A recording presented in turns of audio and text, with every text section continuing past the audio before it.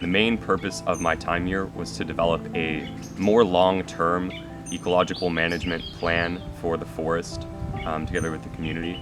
So we first started meeting with the ADESCO, which is the Junta Directiva de la Comunidad, to identify kind of what their goals were for my time here. That was followed up by a meeting with the MARN, which is the Ministerio Ambiental for the Salvadoran government, to identify what specifications we have to meet in order to carry out that type of a management plan. So we went out, we would measure the perimeter, the area of the forest, found out we actually had a little bit less forest than we thought, conducted a basic ecological assessment, estimated various parameters, soil coverage, canopy coverage, density of the forest, took a brief inventory of some of the different species. I was doing other stuff. There were some cultural events, visits sprinkled in there, and also I had the opportunity to teach some chemistry classes at the Instituto Nacional, which is nearby, as they're currently lacking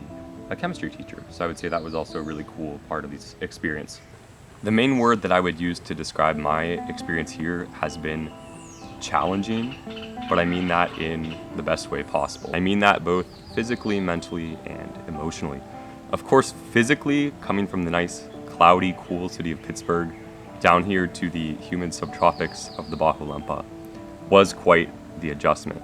But also as somebody who would consider myself more of an introvert, and then being plunged into this situation where I'm around people pretty much around the clock, that was also a challenge in and of itself. But I think that in that sense, it really pushed me out of my comfort zone to want to engage with people, simply because there is no other option. You're going to be around them. And one of the things that I started doing towards the end of my time here was going out on these morning walks. And I've since realized that that's kind of become one metric that I've been able to use to gauge, let's say, my progress in forming these connections with different members of the community.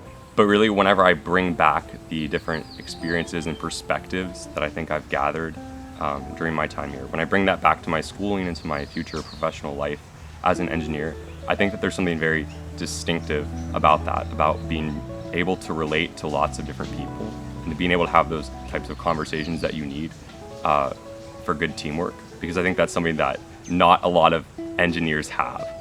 So kind of bringing humanity back into engineering, and I think that these experiences are something that I think I can bring to the table, to whatever meeting board I'm on in the future, making decisions about the environment or whatever engineering concepts we're struggling with at the time. If you are somebody who's interested in maybe coming here to El Salvador to learn about the work that Voces is doing with local communities, I think one of the most exciting things for any future prospective volunteer here is going to be that there really is something for every skill set.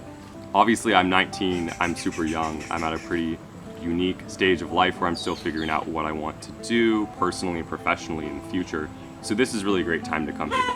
If you're graduated, even if you're much older, I know that there's something that anyone can learn here in El Salvador. So if you're interested in forming these types of connections, which are going to last for a lifetime, and especially if you're interested in challenging yourself, like I said earlier, I would highly recommend this experience to anyone who would be willing and open to come here.